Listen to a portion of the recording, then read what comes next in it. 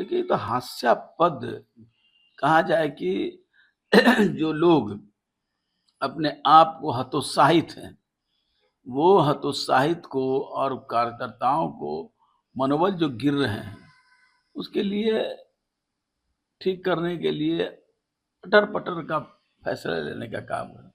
अब एक राजनीतिक पार्टी दूसरे राजनीतिक पार्टी के कार्यालय पर जा कर के हमला करे, ये राजनीतिक पार्टी का चरित्र नहीं है।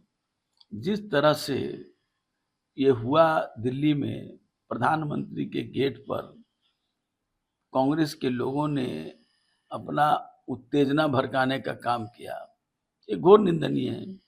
इसका प्रोटेस्ट भारतीय जनता पार्टी कर रही थी, लेकिन जिस तरह से इस प्रोटेस्ट का जवाब उन्होंने पत्थर और अपराध और संगीन हत्या संगीन कार्य के द्वारा अगर ये करने का काम किया है, तो ये लोकतंत्र में ऐसी चीजों को कभी भी समर्थन देने का काम नहीं किया जाता। पटना में प्रोटेस्ट हुआ, बीजेपी ऑफिस से लेकर के सीएम हाउस तक को घेरने की कोशिश की गई, किस तरह से देख रहे हैं? देखिए, सवाल तो बड़ा इम्पोर्टेंट है। सवाल को लेकर के नौजवानों में, छात्रों में आक्रोश है, लेकिन इस पर वार्ता से ही कोई चीज का हल हो सकता है। ये भारत है, भारत शांति का देश है, और यहाँ लोग शांति से जो लोग मानते हैं उनका निराकरण भी होता है। पुराना इतिहास रहा है, देश की आज़ादी की लड़ाई में भी हिंसा भी हुए, लेकिन जो निपटारा हुआ वो शांति वार्ता, गांधी और अंग्रेजों के साथ जब शांति वार्ता हुई तभी जा करके देश की आज़ादी मिली। पुराना इतिहास रहा है, और सरकार चाहती है कि बातचीत हो, और जिसके प्रणेता हैं भांगचुंग, उन्होंने भी अपनी बात कहने का काम कहा है। उन्होंने कहा है कि जो लड़के लोग हैं जिन पर मुकदमा हुआ है, उसकी जांच करके वो समाप्त किया जाए। नीट के मामले पर भी उन्होंने कहा है, उन्होंने अपनी जिद नहीं रखी है कि धर्मेंद्र प्रधान को इस्तीफा दिया जाए। वो चाहते हैं कि वो इसके जल्द से जल्द निपटारा हो, जांच हो। लेकिन अब राजनीतिक पार्टी के लोग राजनीतिक रोटी सेकने के लिए कभी कुछ कहते हैं, कभी कुछ कहते हैं। पहले कहते थे कि चर्चा हो, सरकार सदन में चर्चा करने के लिए तैयार। सरकार जिस स्तर पर लोग की मांग थी उस स्तर पर भी चर्चा करने के लिए तैयार रही, लेकिन धीरे धीरे इनकी मांग बढ़ते जा रही। अब कहते हैं कि इस्तीफा दो। इस्तीफा के लिए कोई तथ्य हो ना, आप तथ्य दीजिए, सरकार उस पर कार्रवाई करेगी।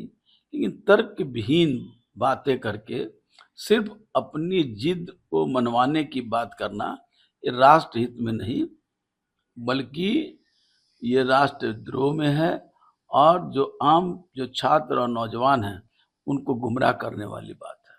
पटना की भी तस्वीर कुछ ऐसे ही निकल कर आई। पटना में आपने देखा कि सीएम हाउस हो या फिर बीजेपी दफ्तर हो, सब जगह गांधी मैदान के पास भी हंगामा हुआ। कई गाड़ियों को तोड़ दिया गया, वीआईपी गाड़ियों को तोड़ दिया गया। सरकार ने संयम बरतने का काम किया है। लड़कों को दिग्भ्रमित करके, गुमराह करके इस तरह की हरकत कराना, ये आंदोलन के मिजाज के खिलाफ है।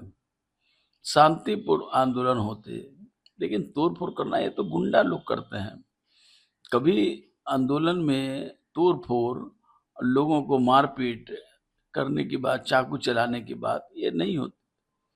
लेकिन जिस तरह से काम किया, और सरकार ने बड़े संयमित ढंग से इसको निपटारा करने का प्रयास करने का काम किया है। प्रशासन अपना काम कर रही थी, प्रशासन ने उसको हर तरह से शांतिपूर्वक रोकने का काम किया है। लेकिन जिस तरह से छात्रों के आड़ में कुछ राजनीतिक पार्टी के अपराधी किस्म के लोगों के द्वारा जिस तरह गुंडागर्दी हुई, इसकी घोर निंदा की जाती है, घोर निंदा की जानी चाहिए। आम जन इससे खुश नहीं थे, आम जन को परेशानी हो रही थी। छात्रों का आंदोलन का साथ अगर उनके प्रति सहानुभूति भी है, लेकिन जिस तरह का हरकत राजनीतिक पार्टी के द्वारा आड़ में, छात्रों के आड़ में किया, वो घोर निंदनीय है। इस तरह की चीज़ों को कभी हिंदुस्तान, बिहार समाज कभी भी इसको स्वीकार नहीं करती।